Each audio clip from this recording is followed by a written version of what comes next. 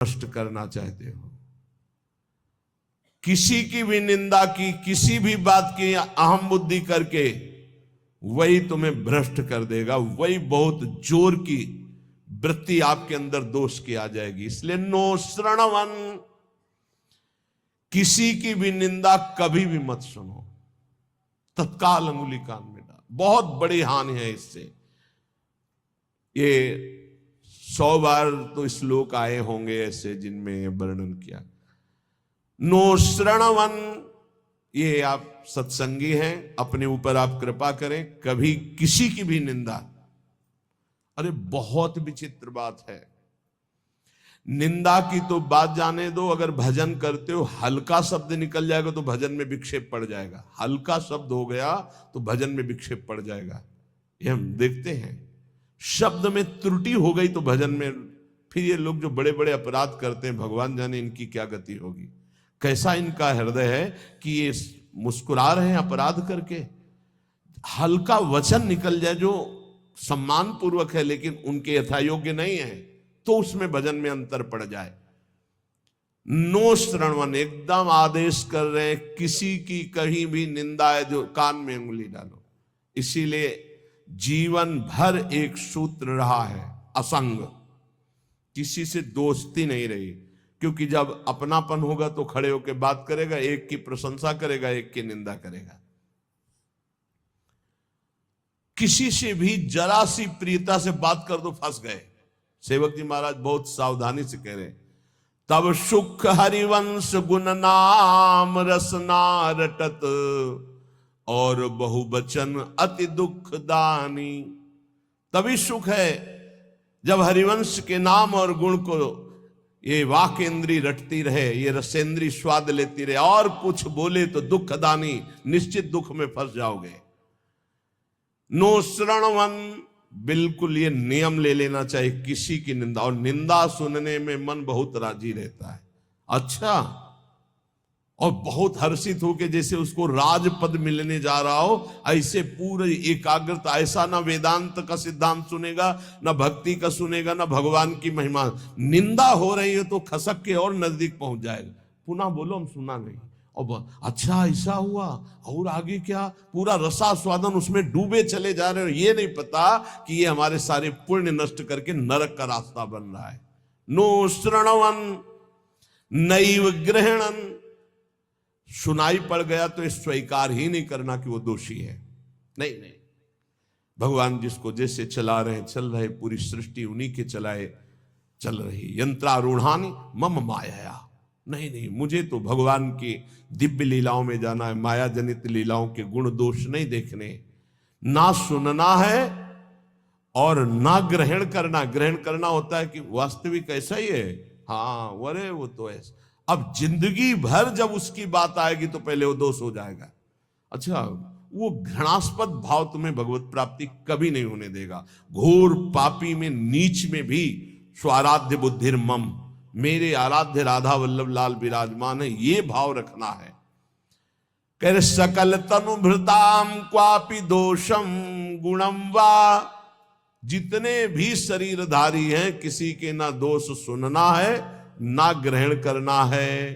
वृंदावनस्थ सत्वान्यखिल गुरुधिया सन्नमन दंड पातई, ऐसे भजन बचता है। ऊपर वाली पंक्ति से भजन बचता है। परदोष दर्शन, परदोष वर्णन, परदोष श्रवण और परदोष चिंतन, ये सर्वनाश कर देता है, सर्वनाश। सच्ची मानिए, किसी का भी उपहास कभी मत करना, कभी निंदा मत करना, कभी निंदा मत सुनना। नहीं, 100% आप लिख लो, कुछ दिनों में वो आपके ऊपर हावी होगा। किसी के प्रति भी दोष बहुत बहुत बहुत देखा है, बहुत बार देखा है। इसलिए कभी किसी के दोष सुने, कभी ऐसा ना, नहीं तो फंस जाएगा, फंस जाएगा। माया भगवती इतनी चतुर है कि जानने में नहीं आता कि मैं फंस रहा हूं, जानने में नहीं आता। और वृंदावन में तो कभी भूलकर किसी के प्रति दोष न करे, क्योंकि लाडली जी ने पसंद किया, उसको रखा है, तो फिर हमें दोष करने की क्या सामर्थ्य है। जब लाडली जो मुझ जैसे नीच को वृंदावन में रखे हैं, तो उसको वृंदावन में रखे, तो हमारा अधिकार कैसे जब हम अपने को देखते हैं तो हम बड़े अधिकारी थोड़ी है वृंदावन वास के। हम पर जब कृपा हुई तो उन पर भी कृपा हुई, तो जब उन पर कृपा होगी पूरी तो वो भी महात्मा बन जाएंगे, हम दोष दर्शन क्यों करें। तो वृंदावनस्थ सत्वान्यखिल गुरुधिया सन्नमन दंड पातई। अगर वृंदावन के किसी भी वासी पर दोष दर्शन हो जाए तो प्रणाम दंड पातई। वो जाने या न जाने दूर से प्रणाम कर, हे प्रभु मेरे से गलती हो गई, क्षमा करो प्रभु, मैं आपकी महिमा को नहीं जानता। ऐसा पक्का समझ लो, नहीं भजन क्षीण हो जाएगा, भजन नष्ट हो जाएगा। जो त्यक्त्वा शेषाभिमानो, सब अभिमान छोड़ करके निरवधि परमा किंचन कृष्ण राधा, श्यामा श्याम की आराधना के लिए दैन्य भाव अत्यंत आवश्यक, किसी भी तरह का कोई अभिमान नहीं होना चाहिए। त्यक्त्वा शेषाभिमानो, कोई भी अभिमान शेष नहीं है, रूप का, जवानी का, इन शरीरों का अभिमान, यौवन, बाहुबल बहुत विचित्र है। कुछ भी हो जाए तो जीव का ऐसा गलत स्वभाव पड़ गया, वो अभिमान कर लेता है। अपने आप तो बहुत छोटे हैं। भगवान शंकर तांडव कर रहे थे तो दो तालियों से ऐसे बाणासुर ने ताल मिलाई, भगवान शिव प्रसन्न हो गए, कहा शास्त्रवाह भाव, हजार भुजा वाला हो जा, महान बलशाली विक्रम भगवान शिव की कृपा से। अब दो भुजाएं तो अगर सही ढंग का स्वास्थ्य हो तो फिर खुजली संभलती नहीं, बल्कि भगवान शिव का कृपा पात्र, हजार भुजाएं, तो जिस पर्वत में मारे चकनाचूर, जाके दिग्गजों को ललकारा, भाग पड़े, कोई उसके सामने नहीं। काफी समय विचरण करने के बाद भगवान शंकर के पास आए, कहा जगत गुरु, आज दूसरी तरह से प्रणाम था। भगवान शंकर ज्ञान समुद्र, बोले गुरु खुजली हो रही भुजाओं में। बोले मतलब? बोले आओ, आप ही आओ, हमारे बल दिया है, हजार भुजा है, तो आपसे युद्ध करना चाहता हूं। मुस्कुरा दिए। भगवान ने कहा एक माली भी जिस पौधे को सजाता उसको उजाड़ता नहीं है, तुम्हारी भुजाओं की खुजली मैं तो नहीं मिटाऊंगा, लेकिन मेरे समान बलशाली आकर मिटा देगा। तो जब प्रद्युम्न पुत्र अनिरुद्ध और उषा जी का बड़ा एकांतिक मार्मिक प्रसंग है कि उषा जी ने स्वप्न में देखा अनिरुद्ध जी को पहली बार। अब वो विकल, ना उनको भोजन अच्छा लगता, ना नींद अच्छी लगती, तो जो उनकी परिचर्या में वो 9 कुमारी थी, आसपास राज सैनिक वयोवृद्ध या जो स्त्री पुरुष दोनों नहीं है उनको लगाया जाता था। राजकुमारियों के महल की सुरक्षा में वयोवृद्ध, अनुभवी या जो स्त्री पुरुष दोनों नहीं उनको लगाया जाता था। तो ऐसी व्यवस्था में उनके पास सखियां सेवा में रहती थी। कभी कभी कोई सूचना मिलने पर बाणासुरा के मिल जाता। अब उषा जी को इस तरह विक्षिप्त देख करके ना भोजन, ना नींद, ना बल, तो उनकी एक बहुत प्रिय सखी चित्रलेखा थी, जो बड़ी योगिनी थी, शक्ति संपन्न थी।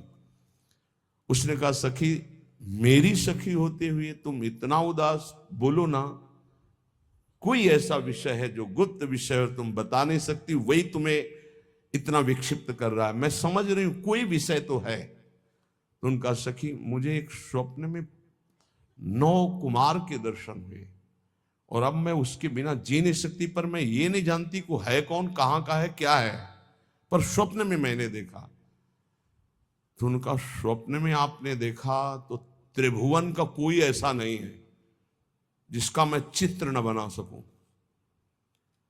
और तुम्हारे सामने साधारण कोई आ नहीं सकता, क्योंकि साधारण से तुम मोहित नहीं हो सकती। तो मैं असाधारण महापुरुषों के परिवारों का चित्रण करूंगी, तुम केवल इशारा दे देना, मैं योगिनी हूं, अपहरण उसका मैं कर लूंगी। स्वप्न में देखा था अनिरुद्ध जी को।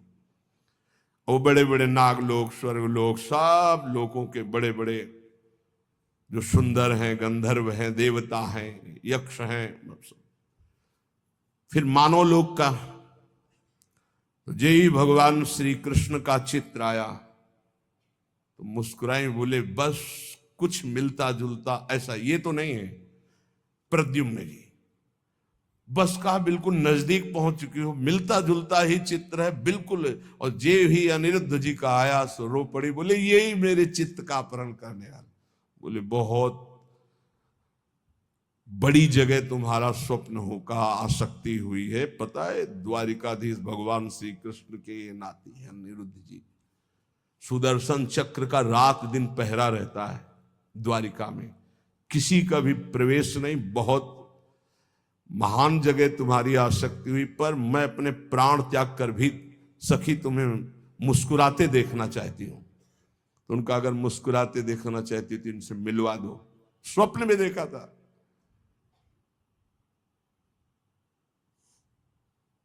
भगवान सुदर्शन चक्र से प्रार्थना की, वो योगिनी थी, कि बिना भगवान श्री कृष्ण की इच्छा के अनिरुद्ध जी का उषा जी के स्वप्न में जाना असंभव है। वो संभव हुआ तो श्री कृष्ण इच्छा से। तो हे सुदर्शन जी, आप भगवान श्री कृष्ण के पार्षद हैं, यदि श्री कृष्ण की इच्छा से ऐसा हुआ है तो मुझे उनकी इच्छा का संपादन करने के लिए आप निर्विघ्न मार्ग दीजिए। चली गई। सुदर्शन जी ने बाधा नहीं पहुंच, पलंग से उठा लिया अनिरुद्ध जी को। योगिनी थी, महल में राके उषा जी ने देखा, जो मेरे स्वप्न का विषय थे वो साक्षात गले लग गई चित्रलेखा जी की, और कहा तुम धन्याति धन्य मुझे कर दिया। अनिरुद्ध जी की जब आंख खुली तो अपना महल नहीं है, तो धैर्यपूर्वक समझाया कि मैं अपहरण करके लाई हूं, ऐसा ऐसा ऐसा। भगवान श्री कृष्ण के पुत्र कामदेव प्रद्युम्न जी और उनके पुत्र अनिरुद्ध जी, ये भगवान ही हैं। वासुदेव संकर्षण प्रद्युम्न अनिरुद्ध, जैसे राम लक्ष्मण भरत शत्रुघ्न, ऐसे ही वासुदेव संकर्षण प्रद्युम्न अनिरुद्ध, ये भगवान ही चार रूपों में, भगवत स्वरूप अनिरुद्ध जी। अब तो क्या हास्य विनोद, विविध प्रकार की क्रीड़ाएं। जो वयोवृद्ध संरक्षक थे, एक बार निकलते हुए उषा जी को देखा, बाणासुर को सूचना पहुंचाई कि आपकी बेटी के हाव भाव और प्रसन्नता को देखकर लगता है किसी पुरुष का संयोग हो चुका है, तो उनका सबकी गर्दनें उतार दी जाएंगी, बाहर से कौन पुरुष जा सकता है।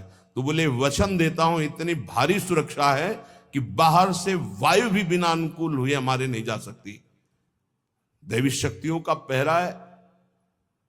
बाणासुर की कुल माता थी जो पूरे नगर की रक्षा करती थी, पर योगिनी चित्रलेखा जी की इस चाल को कोई नहीं जान पाया था। बाणासुर ने कहा ऐसा क्यों, मेरी बेटी को कोई दूषित कर दे मुझ जैसे बलवान के होते हुए, अब उसको कौन रोक। सीधे जो ही गए सो पलंग पे उषा जी और अनिरुद्ध जी पासे खेल रहे थे और सखिया बेटे हास्य विनोद। जेवी अनिरुद्ध जी को देखो, उषा जी ने देखा, अनिरुद्ध जी तो सिंहवत, बंदी बनाने के लिए लाख कोशिश की, मार मार के सैनिकों को। भगवान के स्वरूप है अनिरुद्ध जी। आखिरकार महाबली बाणासुर अपनी शक्तियों का प्रयोग करके अनिरुद्ध जी को बंदी, देवर्षि नारद जी पहुंच गए द्वारिका। प्रभु खोज कर रहे थे अनिरुद्ध जी की, उषा जी के महल में बाणासुर ने बंदी बना लिया है। बलराम जी ने सुना, ये जानते हुए कि हमारा वंशज और उसको बंदी बना लिया, शोणितपुर को नष्ट कर दूंगा। अब बलराम जी द्वारिकाधीश, पूरा वैभव। सूचना मिली युद्ध की, तो इधर अपने चेला के साथ भगवान शंकर, बलराम जी के साथ द्वारिकाधीश, आमने सामने युद्ध प्रारंभ। अब भगवान शंकर पशुपतास्त्र तो नारायणास्त्र, दिव्यस्त्र, भगवान श्री कृष्ण ने इशारे से कहा कि आप ही का तो रचा हुआ सारा खेल अपने चेला की भुजाओं की खुजली मिटाने के लिए आपने ही तो हमें बुलावा दिया है। एक बाण मारा भगवान श्री कृष्ण ने जन्मणास्त्र, बाणासुर की भुजाओं को जब 4 रह गई सब काट दिया। भगवान श्री बस प्रभु बस। तो बोले प्रभु मैं तो आपकी ही आज्ञा का अनुमोदन कर रहा हूं।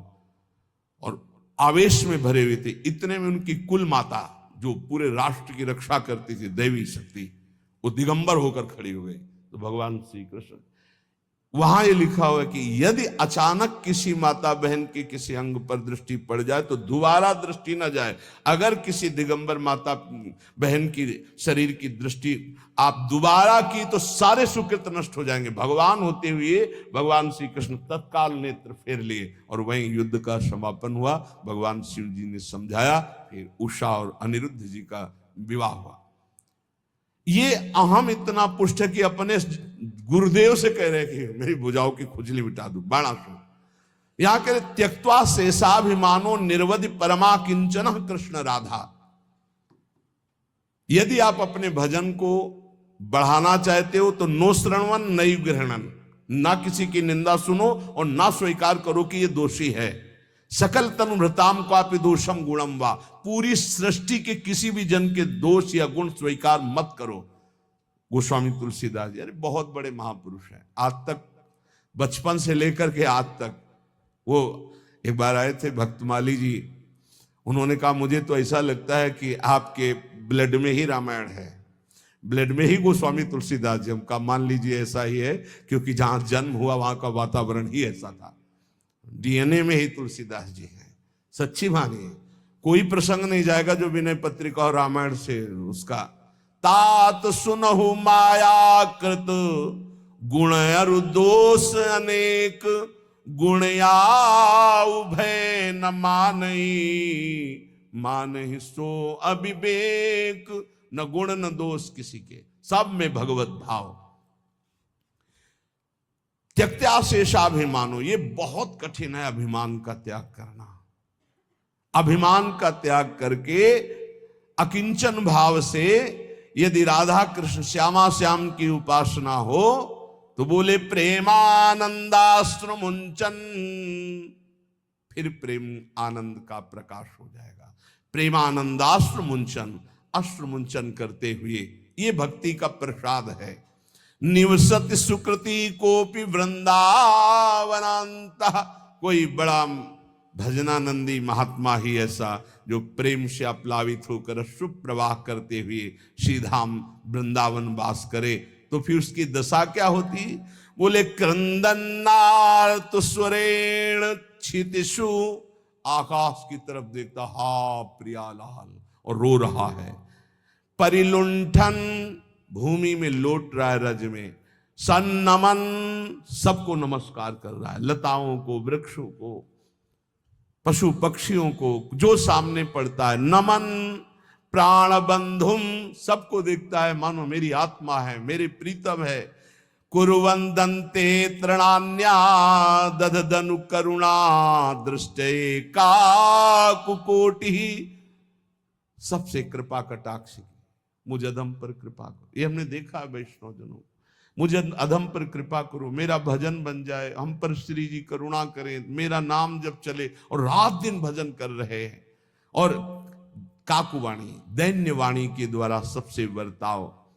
फिर तिष्ठन्नेकांत वृंदा विपिन तरुतले सभ्य पाणो कपोलम, कभी कभी एकांत में से बैठ करके पाणो कपोलो और रुदन, हा प्रियाजू, हा लाडलीजू, न्यस्याश्रुएण मुंचन नयति, इतना अश्रु भूमि गीली हो गई नीचे की।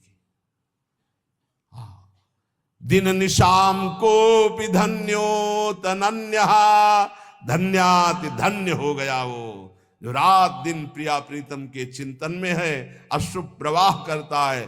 जो उसको देख ले, जो उससे बोल ले, अमोघस्य, निश्चित उसका परम कल्याण हो जाएगा। वह परमात्मा नीचे है, ऊपर है, वही पीछे है, वही आगे है, वही दाहिने, वही बाएं है, वही सर्वत्र है।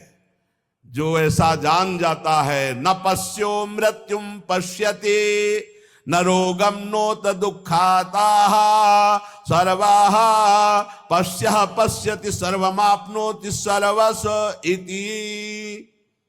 जो ऐसा अनुभव कर लेता है, गीता जी, बहिरंतश्च भूतानाम अचरम चरमेव च सूक्ष्मात् तद्विज्ञेयम दूरस्थम चान्तिके च तत्। वो दूर है, वो बहुत नजदीक है, वो बाहर है, वो भीतर है, वो ऊपर है, वो नीचे है, वो समस्त भूतों में है। ऐसा जो अनुभव कर लेता है वो जीवन मुक्त महापुरुष होता है। तो या करें, न पश्यो मृत्युम पश्यति, मृत्यु की ताकत नहीं उसको देख ले जो ऐसा अनुभव कर लेता है। इतनी ऊंचाई पर होता है कि मृत्यु का प्रहार स्पर्श भी नहीं कर सकता। न रोगम, कोई रोग उसे दुख नहीं पहुंचा सकता। नोत दुखता, कोई भी भयानक विपत्ति दुख इसका स्पर्श नहीं कर सकती। समझो इस बात को। यदि भगवत प्राप्ति हो गई तो कोई भी दुख, कोई भी रोग, कोई भी शोक, कोई भी भयानक विपत्ति, बोले स्थिति कैसे प्राप्त होती? ये सनत कुमार जी के वचन है। बोले आहार शुद्धौ सत्व शुद्धे सत्व शुद्धौ ध्रुवा स्मृति स्मृति लंबे सर्वग्रंथि नाम विप्रमोक्षः। जिसका आहार शुद्ध है, चरित्र शुद्ध है, आचरण शुद्ध है, वही महापुरुष स्मृति को प्राप्त होता है। सत्व शुद्धि, आहार शुद्ध होने पर ही अंतःकरण शुद्ध होता, अंतःकरण शुद्ध होने पर आचरण पवित्र होते। चरित्रवान, जो पवित्र चरित्र वाला, वही भगवती स्मृति को जागृत करता है। ये देवी शक्ति है स्मृति, अखंड स्मृति। जिस समय अखंड स्मृति जागृत होती है तो कह रहे स्मृति लंबे सर्व ग्रंथि नाम विप्रमोक्षः। समस्त ग्रंथियां छिन्न भिन्न हो जाती हैं और वो जीवन मुक्त महापुरुष हो जाता है। इसलिए इन कामों से दूर रहो। निवृत्ति, श्री सनत कुमार जी का उपदेश, निवृत्ति कर्मणः पापात् सततम पुण्यशीलता सदवृत्ति समुदाचारः श्रेय एतदनुत्तमं मानुष्यम सुखम प्राप्य यह सज्जाति समुह्यति नालम स दुख मोक्षाय संगो वै दुख लक्षणाः। भूल कर भी कोई पाप कर्म मत करना, नहीं तो ये नष्ट कर देगा। कोई और नहीं, तुम्हारा पाप कर्म ही तुम्हारी बुद्धि में बैठकर या अन्य की बुद्धि में बैठकर तुम्हें दंड दे देगा। सदा सत्कर्म करो, सदाचरण करो, पाप कर्म से डरो। सनत कुमार जी कह रहे, साधु पुरुष जिसे आदेश करते हैं कि ये करना चाहिए, वही बर्ताव पुण्य कहलाता है, और जिसे कहा जाता है ये नहीं करना चाहिए, वही पाप कहलाता है। उत्तम आचरण करने वाले बनो, सदाचार पालन करो। जहां सुख का नाम नहीं है, ऐसे मानव शरीर को पाकर विषय भोगों में रत जो होता है वो अज्ञान में डूब जाता है। विषयों का संयोगी सीधे नरक गमन। त्रिविधम नरकस्येदं द्वारम नाशन्मात्मनः कामः क्रोधः तथा लोभः तस्मादेत्रयम् त्यजेत्। काम, क्रोध, लोभ, मद, ये सीधे नरक पहुंचाते हैं। सीधे कामः क्रोधा तथा लोभा। और गोस्वामी जी कह रहे काम क्रोध मद लोभ सब ये नाथ नरक के पंथ। यही रास्ते हैं, ये नरक पहुंचा देंगे। इसलिए इस मानव शरीर को पाकर विषय भोगों में जो आसक्त होकर अज्ञान मोह में डूब करके अपना समय नष्ट कर देता है, वो कभी दुख से छुटकारा नहीं पाता है। इसलिए नित्यम क्रोध तपो रक्षेत् श्रियम रक्षेत् च मत्सरात् विद्यां मानवा मानाभ्यामात्मानं तु प्रमादतः। मनुष्य को चाहिए, साधक को चाहिए कि जब उसका भजन बढ़ता है तो उसके भजन को नष्ट करने के लिए, तप को नष्ट करने के लिए क्रोध बहुत बढ़ जाता है। इसलिए क्रोध के द्वारा अपने भजन और तप की रक्षा करे क्षमा के द्वारा। जहां क्रोध हो तो समझ लो भजन तुम्हारे नष्ट करने के लिए ये लीला की गई है माया के द्वारा। क्षमा कर दो, चुप हो जाओ, शांत हो जाओ। कल एक उपासक बहुत अच्छे सुलझे हुए, उनका जब कोई हमें ज्यादा सताता है तो हम ये कह देते हैं देख लेना श्री जी तुम्हें देख लेंगी, और फिर बोले जो उसकी दुर्दशा होती तो थोड़ा अच्छा लगता है कि हाँ भगवान हमारी सुनते हैं। हमका गलत भैया गलत, सब मिटिया मेट हो रहा है। ये जो साधन भजन करो सबका प्रयोग हो रहा है, तुम्हें आनंदित नहीं होना, तुम्हें रोना है कि ऐसा क्यों हो रहा है। तुम्हें प्रार्थना करनी कि हे प्रिया जो यदि मेरे मन में भी आ जाए तो इसको दंड मत देना, तब तुम्हारा भजन बचेगा। अगर ऐसे आनंदित होने लगे ना तो भजन भी नहीं होगा, आगे उल्टा आप पे आना शुरू हो जाएगा। तब सोचोगे कि भगवान तुम्हारी सुनते नहीं। नित्यम क्रोध तपो रक्षेत, अपनी रक्षा तपस्या और भजन की क्रोध से कर लो, नहीं ये नष्ट कर देगा क्रोध। ऐसा होता है जब गुस्सा आती तो बाहरी गुस्सा हम अगर रोक लेते तो अंदर से चलने लगता है कि ठीक है हम तो कुछ नहीं बोल रहे, पर हम जिनकी आराधना कर रहे हो तुम्हारे देख लेना पक्का हो जाएगी, पर तुम्हारा भजन चला जाएगा, ये बात पक्की।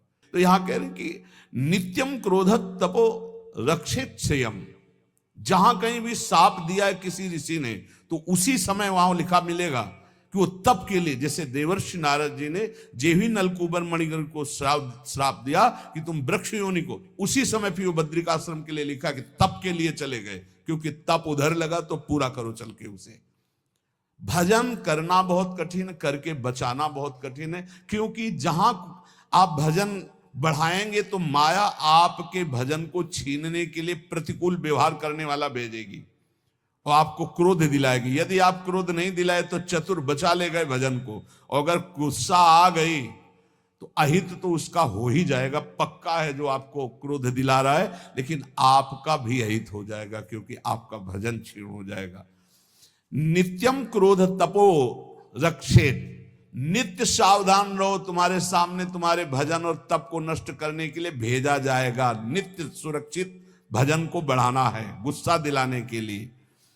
रक्षित श्रियम रक्षित च मत्सरात, जो भागवतिक ऐश्वर्य प्रकट होता है उसका नाश हो जाता है दूसरों पर ईर्ष्या करने से। ध्यान रखना है। सनत कुमार जी बोल रहे तुम्हारा भजन क्यों नहीं प्रभाव दिखाई दे रहा, तुम्हारा तप क्यों नहीं आगे बढ़ रहा, बोले गुस्सा करते हो इसलिए तुम्हारा भजन क्षीण हो जाता है। बोले तुम्हारी भागवतिक संपत्ति वैभव क्यों नहीं बढ़ रहा, आध्यात्मिक, बोले तुम किसी से डाह करते हो, ईर्ष्या करते हो, मत्सरता करते हो। तो रक्षेत च मत्सरात रक्षेत श्रियम, अपने भागवतिक ऐश्वर्य की सुरक्षा के लिए किसी से ईर्ष्या मत करो, किसी से डाह मत करो। विद्याम मानावमानाभ्याम आत्मानं तु प्रमादतः, तुम्हें जो ज्ञान प्राप्त हुआ है वो नष्ट हो जाएगा यदि मान सम्मान में लग गए या अपमान में बुरा मानने लगे। मान सम्मान को अच्छा मानने लगे और अपमान को बुरा मानने लगे जो संसारियों को लगता है। अगर तुम ऐसा माने तो तुम्हारी विद्या नष्ट हो जाएगी जो तुम्हें भागवतिक ज्ञान प्राप्त हुआ है। इसीलिए श्रीपाद प्रबोधानंद जी ने वृंदावन महिमामृत में कहा, सम्मानम कलयाति घोर गरलम नीचापमानम सुधाः, सम्मान को घोर विष के समान समझो, नीच पुरुषों द्वारा किए हुए अपमान को अमृत के समान समझो। नीच पुरुषों के द्वारा जिसे तुम अपने शासन में ले सकते हो, तप के द्वारा नष्ट कर सकते हो या व्यवहार बल के द्वारा नष्ट कर, सब कुछ है, लेकिन आप सह गए, कुछ नहीं बोले। नीचा अपमानम सुधा, अमृत की तरह पी गए अपमान को, तो आप अपने भजन को बचा ले गए, अपने ज्ञान को बचा ले गए, अपनी विद्या को बचा ले गए। और यदि कोई सम्मान कर रहा है, आप हर्षित हो रहे, आनंदित हो रहे, मेरा सम्मान हो रहा है, तो आपका सद्ज्ञान नष्ट हो जाएगा। बोल रहे श्री सनत कुमार जी, विद्या मानावमानाभ्याम आत्मानं तु प्रमादतः, जो विद्या है, जो ज्ञान है आपका, वो इसीलिए प्रवीण नहीं हो पा रहा क्योंकि मान अपमान में आप उसको खो देते हैं। मान अपमान विद्या को नष्ट कर देता है, ईर्ष्या भागवतिक ईश्वर को नष्ट कर देती है, क्रोध भागवतिक भजन और तप को छीन कर देता है। अब अपनी आत्मा के बंधन को बचाइए प्रमाद से।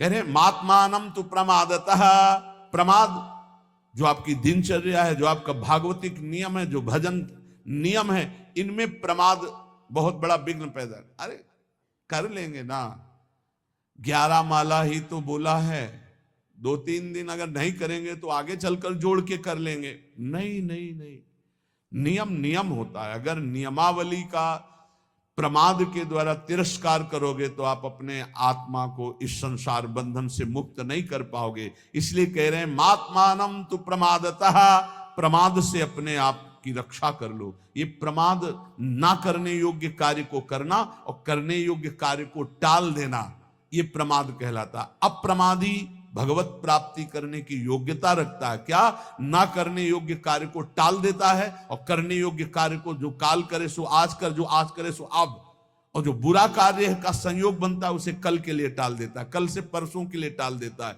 वो उसको टालता रहता है बुरे भाव को, और अच्छे भाव को तत्काल करता है, उसे अप्रमादी कहते हैं। जो प्रमादी होता है वो अच्छे भाव को कल के लिए टाल देता है, बुरे भाव को तत्काल कर लेता है। तो इससे आत्मबंधन उसका दृढ़ हो जाता है। आनशंस्यम परो धर्मः क्षमा च परमं बलम, आत्मज्ञानम परम ज्ञानम सत्यम ही परमं हितम। सबसे बड़ा विश्व में बलशाली कौन है? जो क्षमावान है। जो आपके प्रति अपराध करे आप क्षमा कर दो तो आप बहुत बलशाली हो, आपके ऊपर भगवान की विशेष कृपा होगी।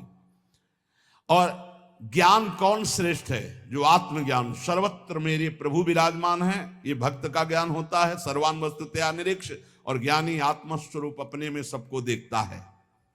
और सबसे बड़ा मित्र कौन है? सत्य। सत्य ये सबसे बड़ा मित्र, जो सत्य को स्वीकार करता है। मानो बहुत प्रिय मित्र हमारे साथ है, वो सत्य तुम्हारी रक्षा कर लेगा, सत्य तुम्हें समस्त विपत्तियों से बचा लेगा। संचिन्वन्ने कमे वैनम कामानाम वितृप्तकम व्याघ्या पशुमिवासाद्य मृत्युरादाय गच्छति तथापि उपायं संपश्येत् दुःखास्यास्य विमोक्षणे। अय उपासक तू ऐसा समझ, सनत कुमार जी कह रहे हैं, जैसे नवीन नवीन घास को देख करके हिरन और हिरनी खूब चरते हैं और विलासिता में मगन हैं, उनको पता नहीं कि व्याघ्र उन पर निशाना लगा चुका है, सिंह उन पर दृष्टि रखे है और अचानक आकर उनको दबोच लेता है। वो अतृप्त रहते हैं, हरी हरी घास चरते हुए हिरनी के साथ भोग विलासिता में अतृप्त ही मृत्यु रूपी दंड उन्हें प्राप्त हो जाता है, सिंह उन्हें फाड़ देता है। ऐसे ही तू जो भोग विलासिता में नए नए भोगों की चाट में मगन है, काल रूपी सिंह तेरे पर निशाना लगाए और तुझ अतृप्त को मृत्यु दंड देकर हटा देगा, इन सब से हटा देगा।